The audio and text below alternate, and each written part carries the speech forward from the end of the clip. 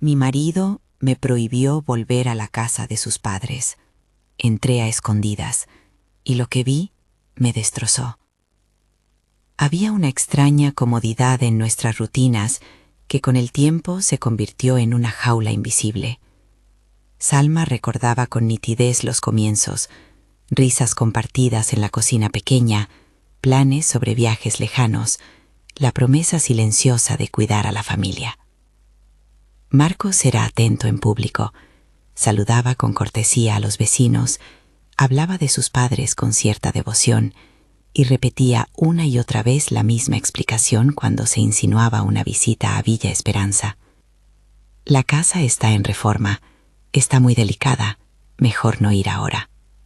Al principio a ella le pareció razonable, las reformas se alargan, las obras se eternizan, pero 7 años después, la excusa ya tenía el olor de una mentira reciclada. Lo que encendió la primera alarma no fue un gran acontecimiento, sino pequeños desajustes que, sumados, formaban un mapa inquietante. Un día encontró un par de zapatos con barro bajo la cama. Marcos dijo que había ido a ver a un proveedor y que se le había mojado todo. En otra ocasión supo de llamadas que él no devolvía cuando ella preguntaba por su madre. Había preguntas que él desviaba con una risa tensa, caras largas cuando aparecía el tema de Villa Esperanza, y esa frase repetida como una consigna: no es buen momento. Cada vez que insistía, la respuesta subía de tono. Una vez terminó en un grito que hizo temblar los platos del armario. «No tienes derecho a entrar ahí», le dijo una noche, con una mirada que confundía rabia y miedo. Salma sintió entonces una grieta en el paisaje que creía seguro. Empezó a afinar la mirada. Observó las facturas que Marcos dejaba apiladas sin explicación, los mensajes borrados en el móvil, la costumbre de guardarse la espalda cuando abría la correspondencia. También notó que las historias sobre la reforma cambiaban de detalle. Ahora era el tejado, 2 semanas después los azulejos, luego la electricidad. Cada versión parecía diseñada para evitar una inspección real. ¿Por qué ocultar un hogar a la propia familia, a su propia esposa? La pregunta se fue hundiendo en ella como una semilla que no deja de germinar. En una tarde gris, el golpe llegó envuelto en formalidad. Tocó el timbre un hombre con traje oscuro y carpetas bajo el brazo. Licenciado Ramírez. Su voz tenía la neutralidad de quien transmite noticias que no son suyas. «Soy abogado. Vengo por parte de la familia. Traigo documentación y las llaves», dijo, y dejó caer sobre la mesa un sobre sellado. Salma lo abrió con manos que no le obedecían. Allí había papeles oficiales, un acta, una copia del testamento, y entre ellos la fecha que la dejó sin aliento: la muerte de doña Rosa, 32 días atrás. La palabra muerte sonó extraña en aquel salón. ¿Cómo era posible que nadie le hubiese dicho nada? ¿Cómo podía no haberse despedido de la mujer que le había criado a Marcos, la abuela que conocía los secretos de la familia? Marcos estuvo presente en la escena, con la máscara controlada que siempre ponía cuando las cosas se volvían públicas. Asintió, pronunció frases medidas sobre el duelo y la burocracia, pero había una distancia en su mirada, como si aquella noticia fuera un trámite molesto. Salma buscó en sus ojos algún rastro de sorpresa auténtica y solo encontró la cáscara de la calma. La carta del abogado era fría en su contenido, pero dejaba sin resguardo detalles que la garganta de Salma no supo procesar al instante. Le entregaron además un juego de llaves y un archivador con recibos rotulados como Reforma por años. La sorpresa inicial se fue transformando en un hilo de incredulidad. Los pagos estaban ordenados por fecha, las facturas pagadas a empresas locales, pero había algo en la sistematicidad que olía puesta en escena. Había recibos de ferretería, compra de cemento, trabajos de carpintería, todo correcto sobre el papel, todo incongruente con la imagen que Marcos había vendido: ruina, abandono, peligro. No hubo en ese momento un escándalo público. Hubo preguntas que Salma hizo en voz baja, lágrimas contenidas, llamadas sin respuesta. «¿Por qué no me avisaste?», se preguntó 1000 veces en su mente, sin atreverse a acusar. Marcos respondió con evasivas y explicaciones salpicadas de culpa fingida. «He estado organizando todo, Salma. No quería entretenerte con desgracias. Pensé que era mejor hacerlo así. palabras que en otras circunstancias podrían haber sonado a protección. Aquel día solo le supieron a orden. En los días siguientes, la casa de la ciudad se convirtió en el escenario de una doble investigación: la oficial, con el licenciado Ramírez y las formalidades, y la íntima, la que Salma condujo en horario nocturno. Ella empezó a buscar entre cosas que antes no le interesaban. En un cajón del escritorio encontró una llave pequeña sin etiqueta, con un llavero modesto que no recordaba. La tocó varias veces, sintió su peso, el frío del metal. ¿Qué abría esa llave? No había indicios de caja fuerte, solo la tranquilidad de los objetos cotidianos que, sin saber por qué, comenzaron a parecer sospechosos. Fuera de la casa, los vecinos murmuraban, pero se plegaban a la discreción que parece exigir el dolor ajeno. Algunos sabían más y callaban, otros miraban a Salma con una mezcla de lástima y curiosidad. En los pasillos del barrio, la noticia había generado una onda que se devoraba en miradas. Ella se sentía observada y al mismo tiempo sola. A veces la rabia ardía en su pecho, otras la pena la anegaba hasta hacerle perder el aliento. Empezó a anotar en un cuaderno propio fechas, contradicciones, pequeños indicios. Esa libreta fue su mapa.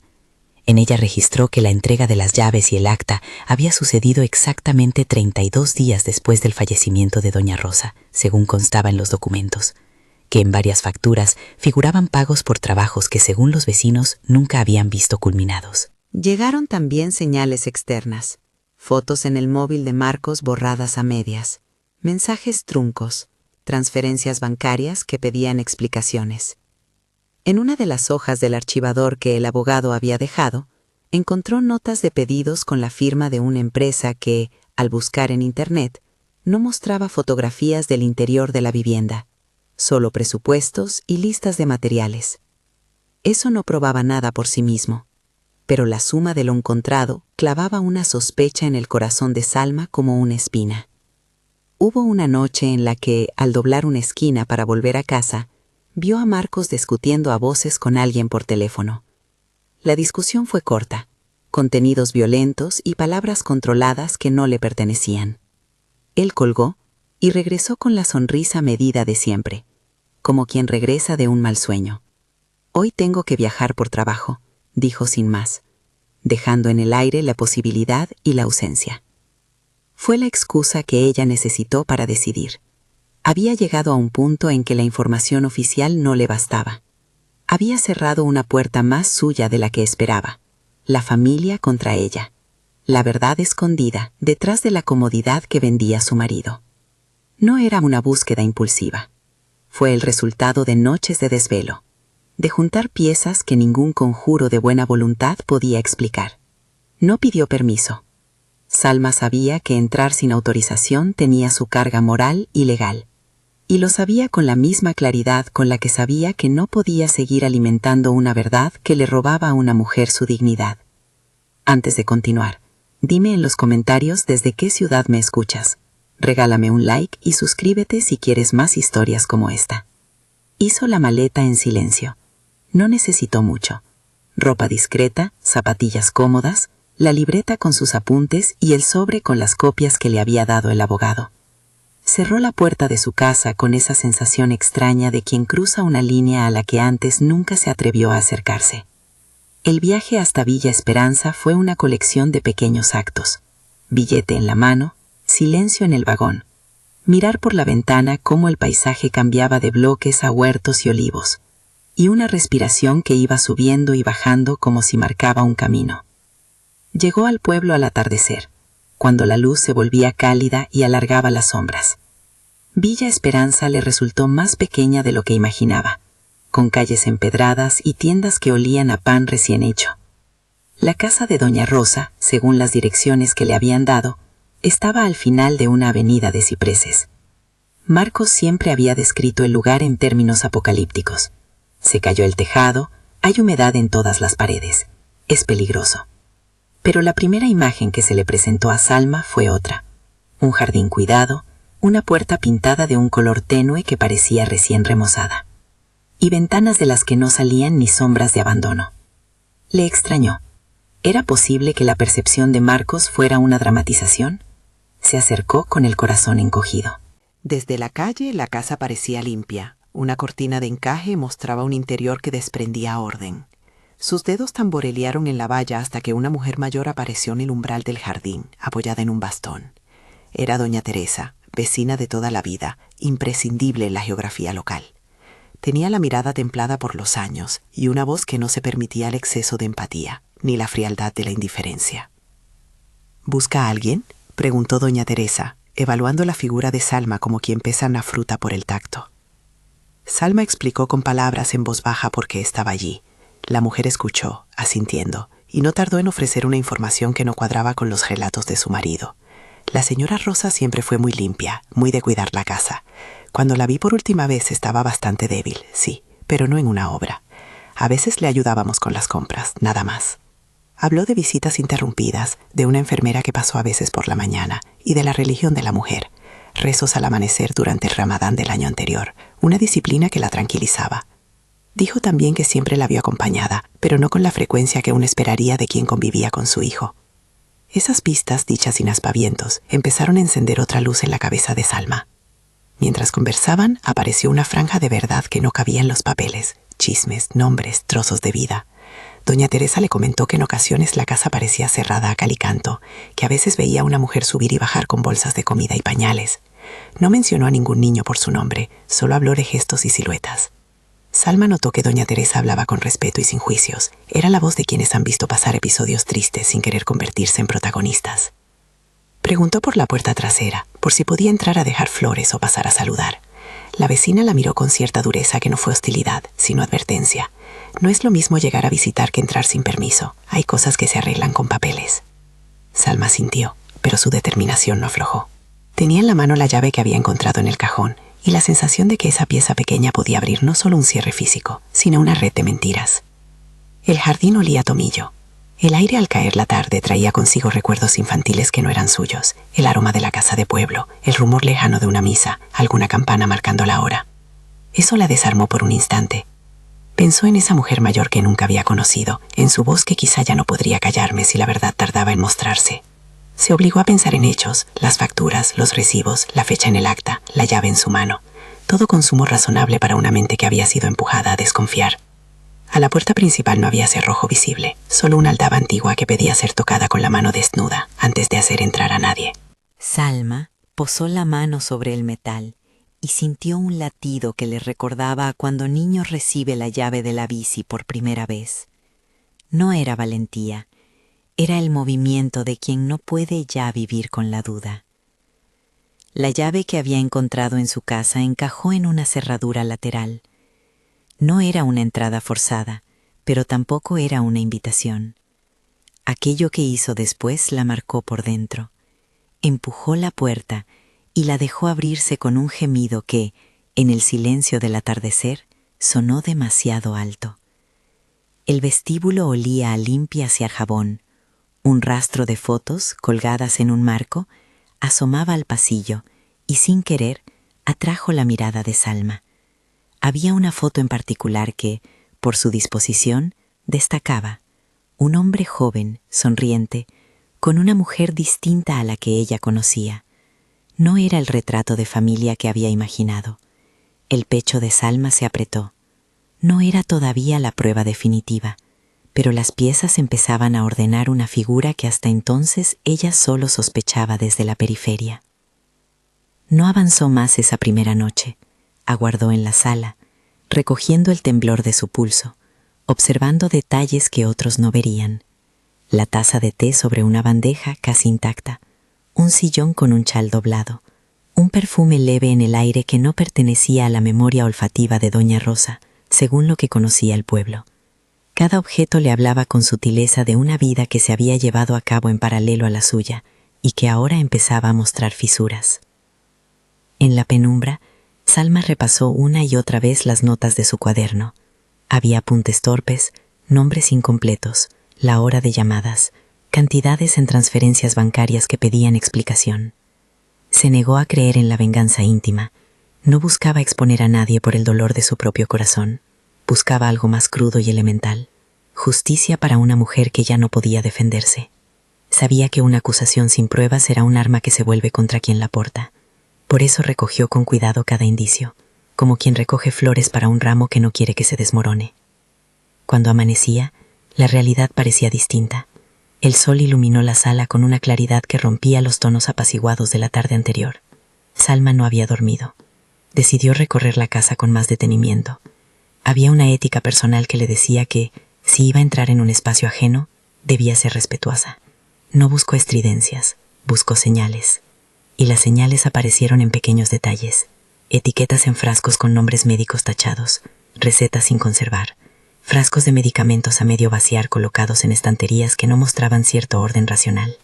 Nada de eso gritaba violencia. Hablaba de descuido, de negligencia, de ausencia de quien debería haber velado. Encontró, en una repisa del despacho, un archivador con sobres bien ordenados.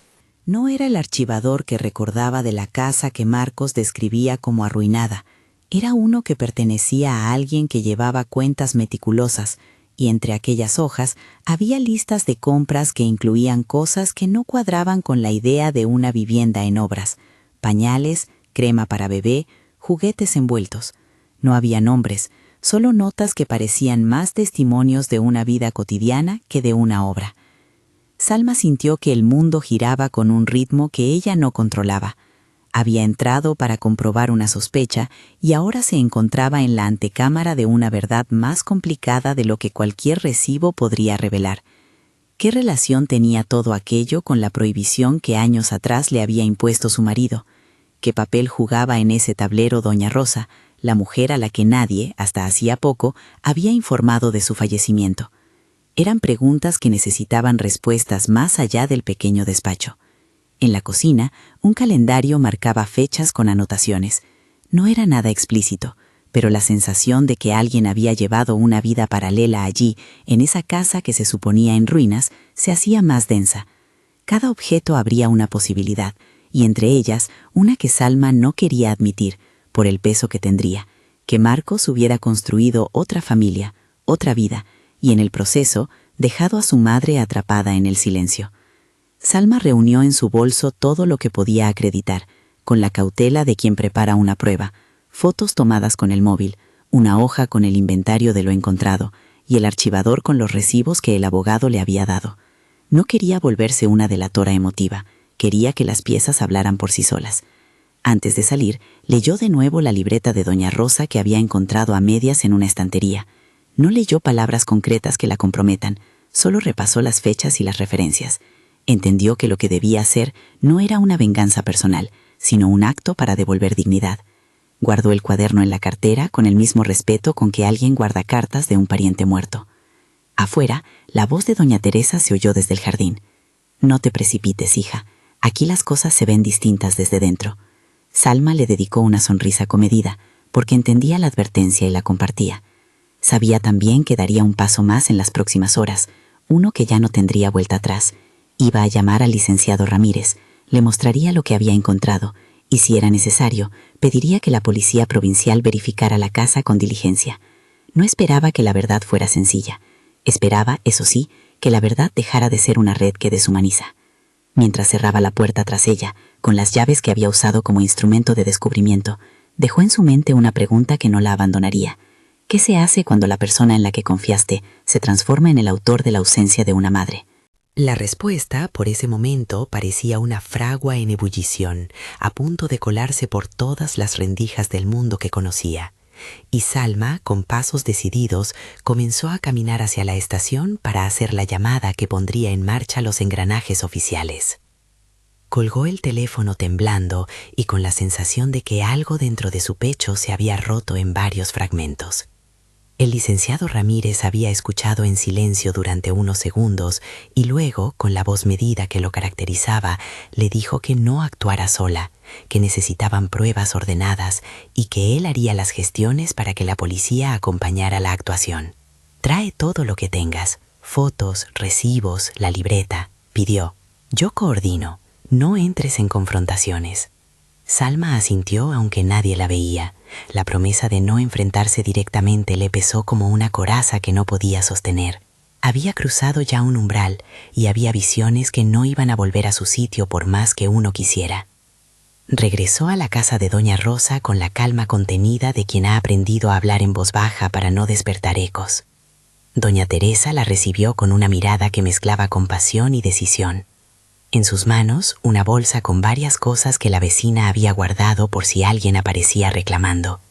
Algunos frascos medicamentosos, una carpeta con facturas que ella misma había guardado y una carta sin remitente que describía visitas y horarios con una mano temblorosa. «No quería entrometerme», dijo doña Teresa, «pero a veces hay cosas que no se pueden dejar sin decir». Sus palabras no eran juicio, eran la forma que tiene la gente pequeña de arreglar una injusticia. Entre los papeles, Salma encontró lo que hacía falta para armar el rompecabezas. Documentos con transferencias a nombres distintos, recibos de compra que no concordaban con el estado que Marcos describía, y sobre todo fotografías que alguien había tomado con cuidado y guardado en un sobre. Las fotos mostraban la casa desde dentro, ordenada, con muebles en buen estado. Mostraban también a Marcos en compañía de otra mujer en fechas que se solapaban con las visitas que él decía hacer, por trabajo o para supervisar la reforma. Había imágenes de un niño pequeño, de espaldas en una playa, de manos pequeñas sujetando una pelota. Nada explícito que vulnerara la dignidad, pero todo suficiente para dibujar una escena que Marcos había intentado hacer invisible. No quiso mirar las fotos demasiado tiempo. Sabía lo que su mirada podía darle a quien quería esconderse. En la tarde siguiente volvió a la ciudad y se citó con el licenciado en su despacho. Él la recibió con la carpeta abierta sobre la mesa, sus manos ordenando cada hoja como quien prepara un alegato. «Esto es serio», dijo. «Hay indicios de malversación de fondos, falsedad documental y negligencia en el cuidado de una persona mayor. Con esto podemos solicitar diligencias, pero hace falta cautela». Vamos a pedir la actuación conjunta de la policía local y de la unidad de delitos contra las personas. Si hay que detener a alguien, lo haremos con orden y debe ser en el momento oportuno. El plan se fue dibujando con la precisión de un mapa. Registrar todo, solicitar registros bancarios, entrevistar a vecinos, llamar a la empleada que hacía visitas esporádicas y obtener su testimonio, solicitar la colaboración de servicios sociales para la protección del menor. El licenciado habló de medidas cautelares, de la tramitación de las cuentas y de la necesidad de custodiar la documentación encontrada para evitar su desaparición. Salma anotó cada palabra, consciente de que aquel papel sería, quizá, la última barrera entre una verdad difusa y una acusación que el tiempo podría anular. El viernes siguiente, a primera hora, una patrulla pasaría por la casa de Villa Esperanza con un mandato de inspección para comprobar el estado de la vivienda. Mientras, el licenciado intentaría localizar a Marcos y a la mujer de las fotografías. El proceso no fue pulcro ni lineal. Hubo recelos públicos, miradas en el barrio y murmullos en el trabajo de Salma. Había quienes sugerían que estaba exagerando, quienes no sabían si creer en la lealtad de un hijo a su madre o en el instinto de una esposa herida. Pero hubo también manos que se tendieron. Una enfermera que hacía visitas esporádicas a doña Rosa recordó ciertas ausencias de medicamentos. Una amiga del pueblo aportó recibos de compra de comida que no constaban en las cuentas oficiales. Otros vecinos confirmaron que la casa se veía habitada y cuidada, pero a puerta cerrada, una vida que nunca había sido relatada en público. La actuación de la policía llegó una mañana de nubes bajas. Un coche patrulla recorrió lentamente la calle. Agentes municipales y un inspector provincial llegaron con la documentación que el licenciado había aportado. Salma estuvo presente solo como testigo. No quería protagonismo. Quería constatar que la verdad dejara de depender de su palabra sola. Los oficiales hicieron fotografías, registraron estancias, contaron medicación y revisaron un historial de compras que no concordaba con la versión ofrecida por Marcos en las últimas semanas. La diligencia recogió objetos, apuntó transferencias y solicitó al banco movimientos sospechosos. Todo ello, leyó Salma con una mezcla de alivio y vértigo, quedaría como parte oficial del expediente. Fue en ese registro cuando el nombre de Vera apareció con más fuerza. La mujer que varias fotos mostraban junto a Marcos vivía en Nuevo Amanecer, una urbanización a media hora en coche. Se decía que trabajaba en un comercio cercano y que cuidaba de un niño llamado Bruno, hijo suyo. No se hablaba mal de Vera en el pueblo. Su figura era la de alguien que, visible o no, había entrado en la órbita de la familia. La pregunta que flotaba sin resolverse era la más brutal. ¿Qué papel había jugado Vera en la vida de doña Rosa? Algunos vecinos se encogían de hombros, otros miraban con lástima. La investigación formal fue rápida en su aspecto mecánico y lenta en su efecto emocional. Los movimientos bancarios mostraron transferencias abiertas a empresas que figuraban como contratistas de Reforma. Sin embargo, esas empresas no habían realizado los trabajos que las facturas describían. Las firmas no eran las de doña Rosa, y hubo documentos con firmas dudosas que alimentaron la sospecha de falsificación. Además, las recetas y un cuaderno personal que Salma había guardado parecían confirmar que la medicación de la anciana no había sido administrada de forma regular. Nada de lo hallado por separado era concluyente, pero la suma, acumulada, dibujó un patrón que las autoridades no podían ignorar. Mientras tanto, Marcos empezó a hacerse visible en otras direcciones. Su teléfono, hasta entonces hermético, registró salidas a primera hora de la mañana hacia Nuevo Amanecer, en días que antes había dicho estar en la obra. Sus mensajes con una persona identificada por un nombre distinto mostraban una cercanía prolongada.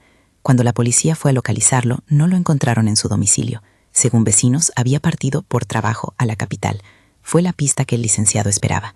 Si Marcos permanecía fuera, había que evitar que tuviera tiempo de desaparecer pruebas o de organizar una defensa basada en la ausencia de los documentos incautados.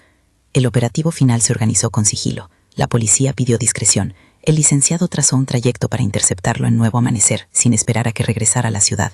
Salma, sentada en la sala del despacho del licenciado, vio el plan desplegarse como un tapiz. La idea no era solo detener a un hombre, era evitar que una historia que había sido silenciada quedara sin testigos. Si lo cogemos allí, con pruebas y testimonios, explicó Ramírez, se reduce la posibilidad de que se presente una versión que anule el peso del expediente. Salma miró las manos del abogado y sintió una consistencia que la tranquilizó. Había finalmente un mecanismo más grande que su indignación. Había un procedimiento que, aunque imperfecto, permitía que la comunidad interviniera. La tarde en que decidieron actuar, el cielo amenazaba lluvia. El vehículo policial se colocó a una distancia prudente de la casa de Vera. 2 agentes tocaron el timbre y esperaron. Desde la calle, la escena podía parecer una visita cualquiera, pero dentro del grupo operativo todo tenía el ritmo de una obra bien ensayada. Salma permaneció fuera, con las manos en los bolsillos, sintiendo que cada respiración la acercaba a un momento irreversible. Cuando la puerta se abrió, apareció Vera. Tenía en brazos a Bruno, que parpadeó sorprendido por las miradas extrañas. Vera se equivocó en el saludo, y su gesto fue el de quien advierte tarde que una conversación no será la misma de antes. Los policías se identificaron y explicaron la razón del registro. Vera se puso defensiva al principio. Su voz tembló y luego se calmó, en una mezcla que no era acusatoria, sino protectora. «Yo cuido a este niño», dijo al principio, y la frase fue más una declaración de intenciones que una respuesta. En la vivienda encontraron papeles, fotografías y una carpeta con apuntes. En el salón, sobre la mesa, había objetos personales de doña Rosa: una pinza, un pañuelo, una libreta de agendas. Bruno fue apartado con discreción por una trabajadora social que había acudido junto con la policía. Su protección era prioritaria, y nadie permitió que su presencia se volviera espectáculo. La detención de Marcos no tardó. Lo apresaron en un hotel cercano donde había intentado pasar la noche después de recibir un mensaje que le avisó de la presencia policial en Nuevo Amanecer. La sorpresa en su rostro fue visible incluso a través de la distancia. Fue conducido a dependencias policiales, donde le comunicaron los motivos. Se le imputaban delitos relacionados con falsedad documental, apropiación indebida de bienes y la omisión en el cuidado de una persona dependiente. En la comisaría, su mirada buscó a Salma, como si buscara allí algo de su vida anterior. Ella sintió una náusea que no era placer ni venganza, sino el reconocimiento de que aquel hombre que conoció tenía ahora un perfil distinto, hecho de acciones y consecuencias. La noticia corrió por el barrio como pólvora, pero con un matiz extraño. No hubo exaltación de quien haya sido herido, sino un silencio denso que remitía a una tristeza mayor. Doña Teresa se presentó en el juzgado como testigo, y su declaración fue sobria, irradiando la firmeza de quien ha sido testigo de chismes y de hechos. La enfermera confirmó irregularidades en la medicación, y una cajera del comercio relató haber visto a Vera comprar pañales y alimentos con regularidad. El cuaderno de doña Rosa, pese a su naturaleza íntima, fue admitido como prueba documental. Mostraba listas de compras, fechas de citas médicas que no se cumplieron y anotaciones que sugerían una sensación de imposición. Nadie, sin embargo, leyó en voz alta lo que en el cuaderno estaba escrito. La fiscalía se limitó a describir su contenido sin dramatizarlo. En la fase de instrucción, Marcos intentó construir una defensa. Alegó que había velado por su madre y que las visitas a Nuevo Amanecer eran esporádicas, justificadas por compromisos laborales. Afirmó que Vera era una ayuda y que las transferencias respondían a pagos de servicios. Su versión buscó crear una cortina de duda, pero el entramado de documentos, testimonios y coincidencias horarias fue haciendo mella. Las empresas que figuraban como contratistas no ofrecieron pruebas de movimientos de personal en las fechas marcadas, y algunas firmas en documentos resultaron ser dudosas.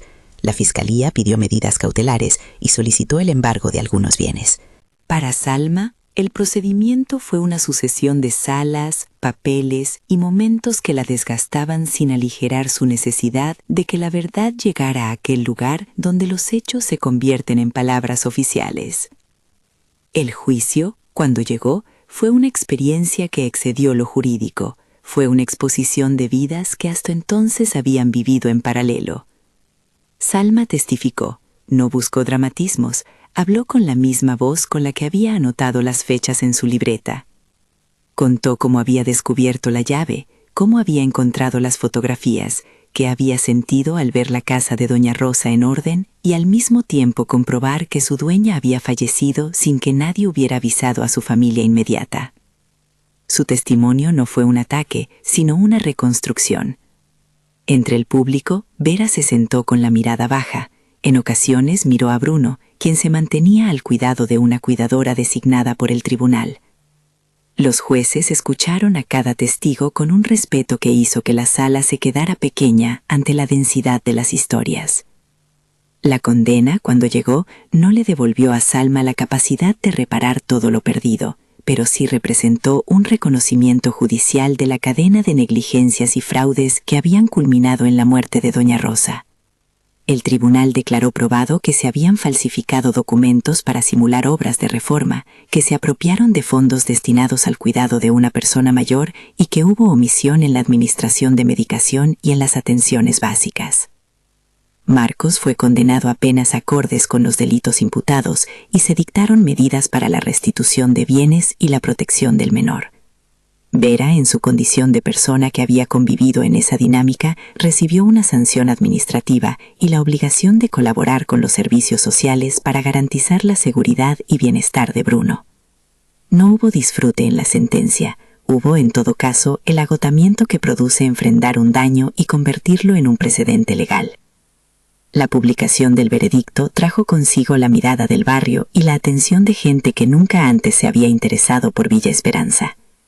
Para Salma, la victoria fue a la vez un alivio y una confirmación amarga. La justicia había hecho su parte, pero la ausencia de doña Rosa era irreparable.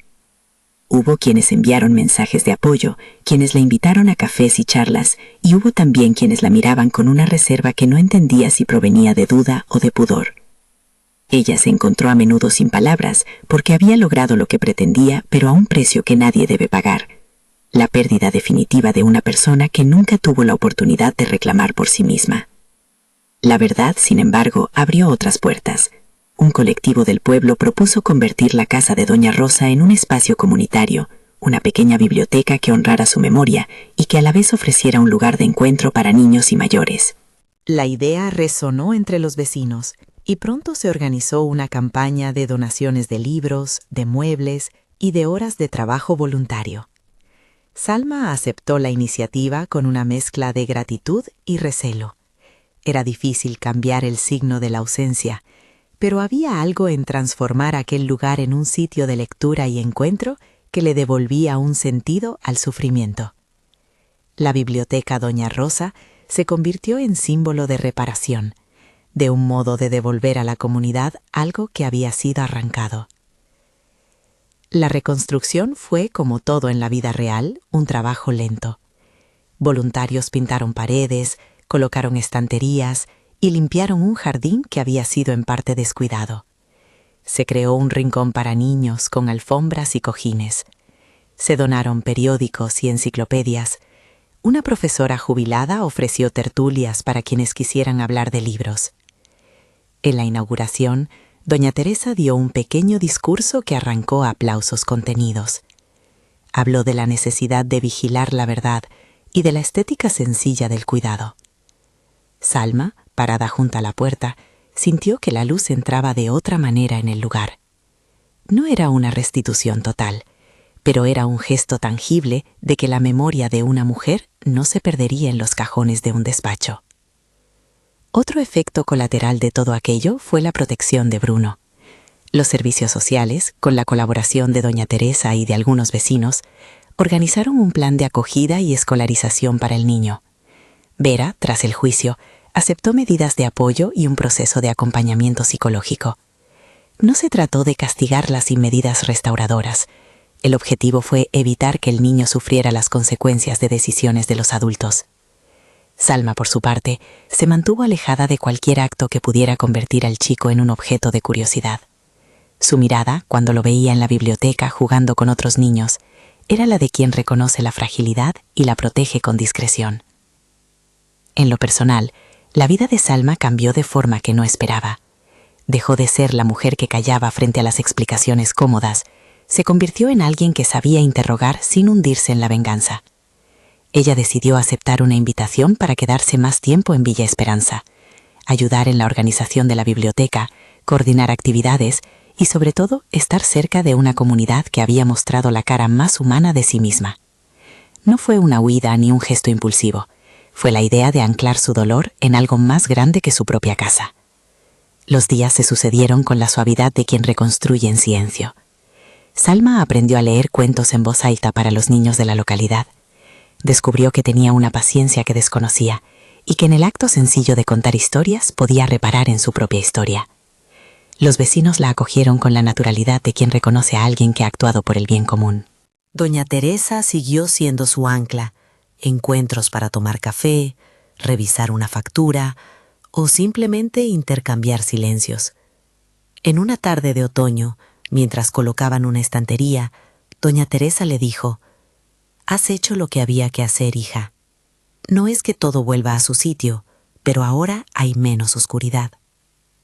Salma sintió, por primera vez desde que abrió la carta del abogado, que la palabra justicia no solo pertenecía a las salas de un juzgado, sino también a la comunidad que decide no mirar a otro lado. Hubo momentos en los que la memoria golpeaba con fuerza. Cierta noche en que la lluvia dibujaba pequeñas vías sobre los cristales, Salma abrió la libreta donde había anotado las fechas y las contradicciones. Leyó sus propios trazos, las preguntas que se había hecho, las sospechas que terminó por confirmar. No encontró en esas páginas una venganza. Encontró, en cambio, el rastro de una mujer que quiso que otra fuera vista. Pensó en doña Rosa mientras colocaba un libro en la estantería que llevaba su nombre. Un gesto humilde para una mujer cuya vida había sido truncada por negligencias y mentiras. Con el paso del tiempo, la comunidad empezó a reconocer el valor de decir la verdad. Cada vez que alguien preguntaba por la historia, la narración giraba desde el escándalo hacia la lección. Una familia puede albergar secretos tan fundidos con la cotidianidad que se vuelven invisibles, y es la mirada atenta de una persona la que puede ponerlos a la luz. Salma se encontró muchas veces explicando, con calma, que su acto no fue de heroína, sino de compañera. No quería destruir una vida. Decía solo que se hiciera justicia para quien ya no podía pedirla. En el plano privado quedó espacio para el duelo. La ausencia de doña Rosa, la complicidad y la traición de quien creyó cercano, crearon un vacío que no se llenaba con juicios ni con sentencias. Salma aprendió a aceptar que la reparación no borra el dolor, lo acompaña. Fue en una tarde de primavera, cuando los niños corrían entre las mesas de la biblioteca, que se permitió llorar en silencio, sin buscar consuelo inmediato. Al terminar, se aferró a la idea de que el recuerdo puede transformarse en acción continua. Las actividades para la infancia, las tardes de lectura para mayores, las charlas sobre el cuidado de personas dependientes. Todo ello formaba un tejido que, a su manera, reparaba. Hubo gestos legales y simbólicos que cerraron capítulos. La reversión de ciertos bienes y la rectificación documental hicieron que la casa quedara, en términos legales, en condiciones de destinarla a proyectos comunitarios. Las autoridades colaboraron para que la biblioteca Doña Rosa tuviera un marco legal que la sostuviera. Ni esto ni la condena devolvían a la mujer su rutina ni su voz, pero al menos impedían que la desaparición de su figura quedara en la impunidad. Con el tiempo, la historia de Salma llegó a otros oídos. Algunas emisoras locales hicieron reportajes. Otros habitantes del país la conocieron por la forma en que una pequeña comunidad se reorganizó después de un escándalo. Salma no buscó protagonismo, declinó entrevistas públicas que pretendían convertir su dolor en espectáculo. Prefería hablar en la biblioteca, con las manos en los libros, con quienes venían a buscar apoyo. Allí, entre estanterías, se sentía más cerca de aquello por lo que había luchado, la atención a las vidas que la sociedad a veces olvida. Una tarde, cuando el sol marcaba tonos dorados en las páginas de los libros, doña Teresa la llamó a un lado y le entregó un pañuelo bordado. «Para que no olvides», dijo sin grandes solemnidades. Salma lo guardó como se guarda una reliquia, no por la materia, sino por lo que representaba. Pensó en su propia casa, en la mesa donde 2 personas habían compartido cenas, y entendió que su vida ahora tendría que aprender otras rutinas, poner límites, mirar con desconfianza cuando las señales lo requirieran, confiar en la comunidad cuando lo personal se volviera demasiado grande. Años después, la biblioteca Doña Rosa seguía viva. Había tardes de lectura, cursos de memoria para mayores, un pequeño club de crianza donde madres y padres se sentaban con niños en el suelo mientras compartían inquietudes. Bruno creció rodeado de libros y aunque su historia familiar era parte de su pasado, el presente lo encontró en un entorno que le ofrecía lecturas y juegos. Vera colaboró en algunas actividades de la biblioteca, inicialmente como parte de las medidas que le impusieron. Con el tiempo se integró en labores sencillas de orden y archivo. Su presencia no fue celebrada, pero sí aceptada con la condición de que trabajara en su propia restauración y en la garantía del bienestar del niño. Para Salma, la vida continuó con la sencillez de quien ha aprendido a vivir con una verdad compleja. Encontró consuelo en pequeños rituales, regar una planta del jardín de la biblioteca, leer a voz alta a un grupo de ancianos, organizar una colecta de libros en Navidad. No fue una reparación total, pero sí una transformación que tomó los fragmentos rotos y los convirtió en algo útil.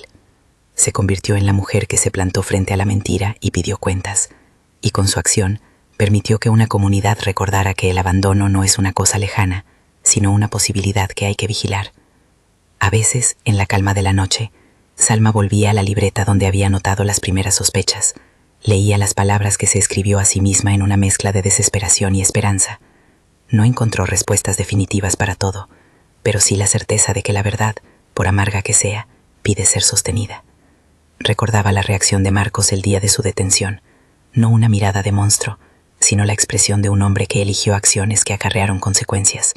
No la justificó, comprendió que incluso las traiciones más íntimas se tejen en decisiones cotidianas. En el cierre de la historia, la imagen que quedó fue la de la biblioteca en una tarde cualquiera. Niños contando historias alrededor de una mesa, doña Teresa leyendo un periódico en la entrada, voluntarios ordenando estantes, y en un rincón, Salma colocando un libro nuevo en la estantería, con el nombre de Doña Rosa manuscrito en un cardón. La vida había vuelto a latir en ese lugar con una cadencia distinta, una que cuidaba y vigilaba. La sensación no era de victoria absoluta, sino de cuidado continuado.